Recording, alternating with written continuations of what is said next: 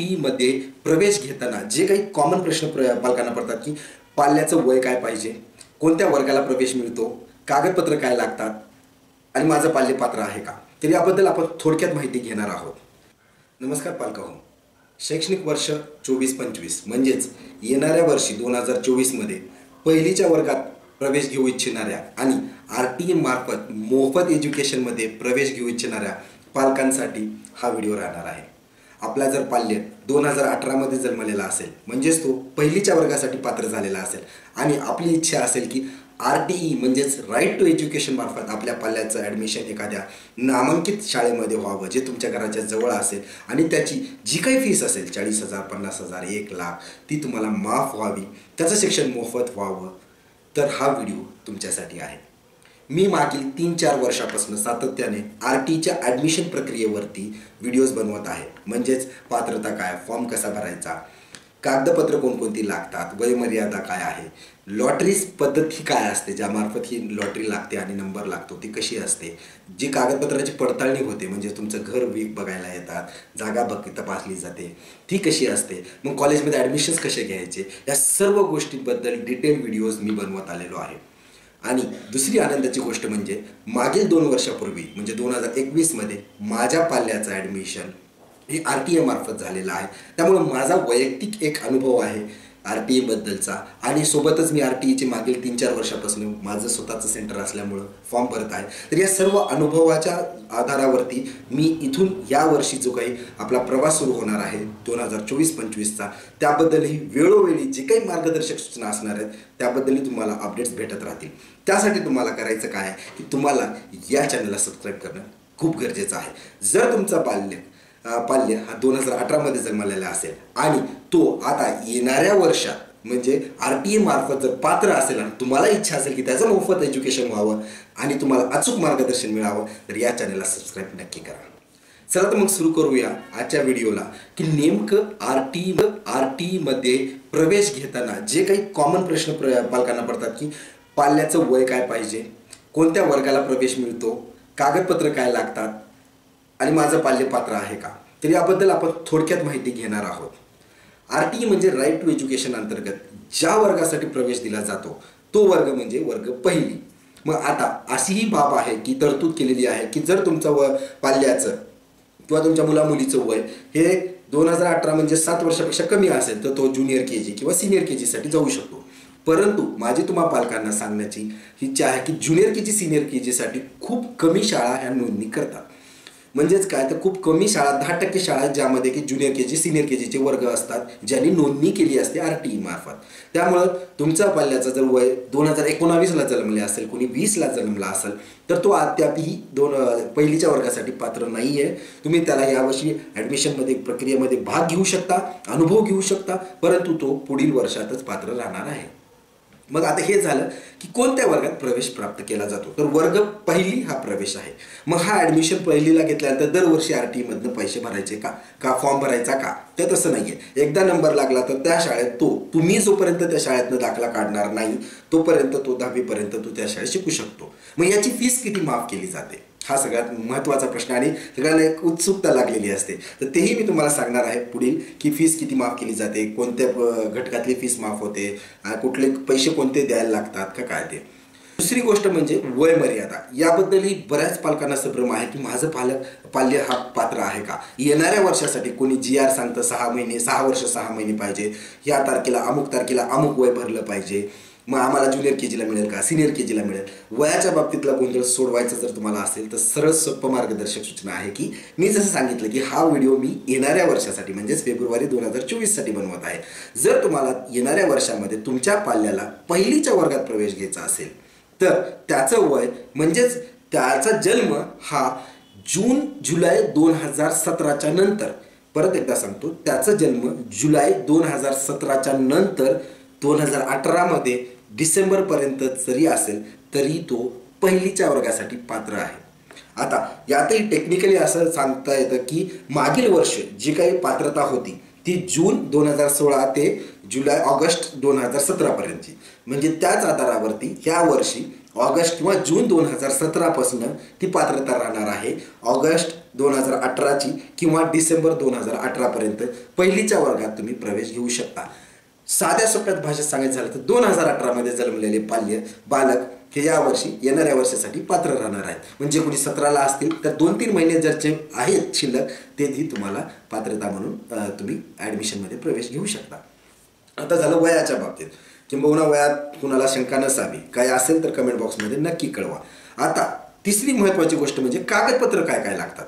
कागदपत्राच्या बाबतीत विशेष करून मी व्हिडिओज बनवलेले आहेत, लिंक्स डिस्क्रिप्शन बॉक्समध्ये देतो. तरीही वरवरचं मी सांगतो की जर तुम्ही ओपन कॅटेगरीमध्ये बिलॉंग करत असाल, म्हणजे खुल्या वर्गात जर तुम्ही असाल, तर तुम्हाला पाल्याला त्याच्या पालकाचं म्हणजेच आई किंवा वडिलांचं, वडील किंवा आईचं उत्पन्नाचा दाखला, ज्याचं की उत्पन्न 1 लाखापेक्षा कमी पाहिजे, तहसीलचा दाखला असणं गरजेचं आहे. जरुरी नाही तो दाखला तुम्ही जिथं राहता तिथलंच आहे. तुमचं मूळ गाव जिथलं असेल तिथला दाखला असतो आणि तुम्ही जिथं राहता, म्हणजे तुम्ही पुण्यात राहत असाल, गाव तुमचं कुठंतरी दुसऱ्या जिल्ह्यातलं असेल तरी तिथलं चालतो. हे झालं खुल्या वर्गाच्या बाबतीत. जर तुम्ही कॅटेगरीमध्ये येत असाल, OBC SC ST कॅटेगरीमध्ये येत असाल, तर तुम्हाला वडिलांना म्हणजे पाल्याच्या वडिलाचा जातीचा दाखला असणं गरजेचं आहे. फोटोकॉपी असली तरी चालेल, तेही मी सांगून टाकतो, ओरिजिनलची गरज नाही आहे. मग आता जे सिंगल मदर आहेत त्यांच्यासाठी तुमचा उत्पन्नाचा दाखला आणि तुमची कास्ट सर्टिफिकेट हे असणं गरजेचं आहे. आता सगळ्यात महत्त्वाचा कागदपत्र म्हणजे त्याचा जन्माचा दाखला, ज्याच्यावरती की त्याचं नाव आणि वय हे अचूक असलं पाहिजे. आधार कार्ड हे एक कॉम्प्लिमेंटरी डॉक्युमेंट आहे, कंपल्सरी डॉक्युमेंटमध्ये नाही आहे. असेल तर अतिउत्तम, नसेल तरी ॲडमिशन्स थांबणार नाही आहेत. पाल्याचं आधार कार्ड नसेल तरी ॲडमिशन्स थांबणार नाही आहे. पालकांचं आधार कार्ड असणं गरजेचं आहे. मग आपण पाहिलं की पाल्याचं जन्माचा दाखला असणं गरजेचं आहे. पालकांचं आपण पाहिलं उत्पन्नाचा दाखला किंवा कास्ट सर्टिफिकेट आहे. सर्वात महत्त्वाची गोष्ट म्हणजे रहिवासीचा पुरावा, म्हणजे आम्ही ज्या ठिकाणी राहतोय त्या ठिकाणावरती जी शाळा आहे तिथं तुमचं वास्तव्य आहे, त्या वास्तव्याचा पुरावामध्ये काय की तुमच्या आधारवरती जे काही पत्ता आहे तो पत्ता एक पुरावा म्हणून ठरला जातो. तुमचं इलेक्ट्रिसिटी बिल जर पाल्याच्या वडिलाच्या किंवा आजोबाच्या नावावर जरी असलं तरी चालेल, तेही गृहीत धरलं जातं. त्यामुळं तोही पुरावा, लाईट बिलही पुरावा चालतो. राशन कार्ड आपलं चालतं, पाणीपट्टी, लाईटपट्टी हेही चालतं. किंबहुना लक्षात घ्या की गॅस पावती ही वगळण्यात आलेली आहे. मतदान ओळखपत्रही चालतं. बँकेचं पासबुकही पुरावा म्हणून गृहीत धरलं जातं. आता काही लोकांना शंका असते की पाल्याचा म्हणजे पाल्याच्या वडिलाचं नसून वडिलाच्या वडिलाचा म्हणजे पाल्याच्या आजोबाचा नावावर घर आहे, त्यांचं इलेक्ट्रिसिटी बिल चालतं का? तर हो चालतं. पण पाल्याच्या काकाच्या नावावर असेल तरी चालतं का? तर हो चालतं. परंतु काकूच्या नावावर म्हणजेच काकूच्या नावावर जर घर असेल, पाल्याच्या काकूच्या नावावर जर घर असेल तर त्यांचा आडनाव वेगळा असेल तर नाही चालणार. हे इतका काही तर छोटासा मायनर डिफरन्स आहे, मी जो सांगण्याचा प्रयत्न करतो. काही कंडिशन्स असतील, वेगवेगळ्या कंडिशन्स, भरपूर कंडिशन्स निर्माण होतात, तर तुम्ही कमेंट बॉक्समध्ये विचारा प्रश्न. तुमच्या जे काही ॲड्रेस प्रूफ्स आहेत त्याबद्दल मी सांगण्याचा प्रयत्न करेन. पत्त्याच्या बाबतीत झाल्यानंतर आपण बघूया की याची प्रक्रिया कधी सुरू होते. दरवर्षी फेब्रुवारी महिन्यामध्ये ही प्रक्रिया ॲडमिशनची सुरू होत असते. म्हणजेच काय करायचं आहे की फेब्रुवारी महिन्यामध्ये तुम्हाला काय करायचं, सगळ्यात महत्त्वाची गोष्ट म्हणजे तुम्हाला या चॅनलला सबस्क्राईब करायचं आहे. या चॅनलला जर तुम्ही सबस्क्राईब केलं तर वेळोवेळी तुम्हाला नोटिफिकेशन्स मिळत राहतील. त्यासोबतच मी काही प्रीमियम प्लॅन्स पण केलेले आहेत, जे की 99 रुपयामध्ये तुम्ही एक सबस्क्रिप्शन घेऊ शकता, ज्यामध्ये की तुम्हाला लाईव्ह चॅट किंवा काउन्सिलिंग, TE ॲडमिशन काउन्सिलिंग, जे की मी दरवर्षी मागील वर्षी जवळपास 550 ते 600 लोकांनी ही काउन्सिलिंगला सहभाग केला होता. आणि त्यामध्ये त्यांना मी वैयक्तिक त्यांचे समस्या जाणून घेऊ शकलो, त्यांना मार्गदर्शन करू शकलो, फॉर्म अचूक कसा भरायचा किंवा त्यांचे कागदपत्र अचूक आहेत का त्याबद्दलही मी सांगू शकलो होतो त्यांना. तर यावर्षी तुम्ही तेही करू शकता. ते ऑप्शनल आहे. तुम्हाला जर 99 रुपीजचं करायचं असेल तर ते ऑप्शनल आहे. नाही तर तुम्ही सरळ या व्हिडिओच्या मार्फतही सगळं काही तुम्हाला समजून येईल. आता आपण पाहूया की ॲडमिशन प्रोसेस कधी सुरू होणार आहे. ॲडमिशन प्रोसेस दरवर्षी फेब्रुवारी महिन्यात सुरू होते. त्याची नोटिफिकेशन्स तुम्हाला या चॅनलवरती मिळून जातील. ॲडमिशन सुरू झाल्यानंतर तुम्हाला भाडे करार बनवून घ्यायचा नाही आहे. ॲडमिशनच्या अगोदर तुम्हाला कागदपत्रामध्ये, महत्त्वाच्या कागदपत्रामध्ये भाडे करार, जर तुमच्या नावावर घर नसेल, तुम्ही भाड्याने राहत असाल किंवा ज्या ठिकाणी शाळा आहे त्या ठिकाणी तुमचं वास्तव्य नसेल आणि जिथं शाळा आहे तिथं तुम्हाला जर तुमचं वास्तव्य दाखवायचं आहे, राहताय असं दाखवायचं, तर दुय्यम निबंधकाचा म्हणजेच रजिस्टर्ड रेंट ॲग्रीमेंट असणं अत्यावश्यक कागदपत्र आहे. मग तो कधी बनवायचा, कसा बनवायचा त्याचाही मी डिटेलमध्ये व्हिडिओज बनवलेली आहेत. लिंक डिस्क्रिप्शन बॉक्समध्ये देतोय, तुम्ही ते पहा आणि तुम्हाला त्याच्याबद्दल सगळं समजून जाईल. आता त्यानंतर आपण पाहतो की फेब्रुवारीमध्ये आपण ॲडमिशन्सचे फॉर्म्स भरले. त्यानंतर फेब्रुवारीमध्ये भरल्यानंतर मार्च एप्रिल महिन्यामध्ये त्याची सोडत निघते. एप्रिलमध्ये निघेल, कधी मेमध्ये निघेल, डिपेंड आहे वर्कलोडवरती. सोडत म्हणजे काय तर लॉटरी पद्धत आहे. लॉटरी पद्धतमध्ये तुमचा राऊंड 1 किती राऊंड होतात? जनरली एकच राऊंड होतो. लॉटरी पद्धतमध्ये एक राऊंड होतो आणि जर त्या लॉटरीमध्ये तुमचा नंबर लागला असेल तर तुम्हाला तुमचे कागदपत्र तर तुमच्या शिक्षणाधिकारी म्हणजे शिक्षण विभागाकडे, पंचायत समितीला शिक्षण विभागाकडे दाखल करायचे आहेत. कोणकोणते कागदपत्र आहेत त्याबद्दल मी डिटेल सांगणार आहे पुढील व्हिडिओमध्ये. तुम्ही त्याबद्दल पाहू शकता. ते कागदपत्र जमा करायचे आहेत. कागदाची पडताळणी झाली, घराची पडताळणी झाली की तुम्हाला तिथनं एक ॲडमिशन रिसिप्ट मिळणार आहे. म्हणजेच तुमचं ॲडमिशन हे कॉलेज शाळेत न होता शिक्षण विभागामार्फत पंचायत समितीमध्ये तुमच्या तहसीलच्या ठिकाणी, तालुक्याच्या ठिकाणी तिथं तुमचं ॲडमिशनची रिसिप्ट मिळणार आहे. ती रिसिप्ट घेऊन तुम्हाला शाळेत जायचं आहे. म्हणजेच नंबर लागला म्हणून शाळेत गेला तर तिथं तुमचे ॲडमिशन्स होणार नाही. ती पावती घेऊन तुम्ही शाळेत गेलात की तुम्हाला तिथं प्रवेश दिला जाईल विनामूल्य. आणि आता सर्वात महत्त्वाचा प्रश्न जो तुम्हाला सुरुवातीला पडला होता, आणि धन्यवाद तुम्ही इथंपर्यंत माझा व्हिडिओ पाहिला त्याबद्दल, म्हणजेच तुम्ही खरंच इच्छुक आहात. पैसे कुठले लागतात? आता माझ्या पाल्याला जी फीस आहे त्याच्या शाळेची फीस एक 85,000 आहे. पण मला त्यात 85,000 ट्युशन फीस मला कधीच भरावी लागत नाही. मागील 3 वर्षात मी कधीच भरलेली नाही आहे. म्हणजे तो दरवर्षी पुढच्या वर्षात वर्गात जातो. मी आणखीन प्रिन्सिपलला भेटलो नाही आहे. म्हणजे तो सुदैवाने त्याचंही लकी आहे तो पण आणि मी पण.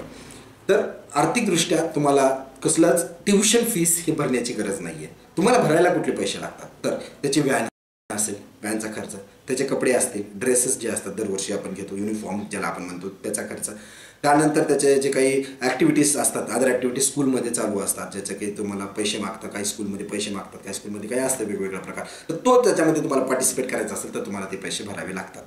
हे सोडून म्हणजेच या व्यतिरिक्त ट्युशन फीस, एक्झाम फीस ही फीस तुमची माफ केली जाणार आहे. त्याच्या व्यतिरिक्त तुम्हाला पैसे भरणं गरजेचं आहे.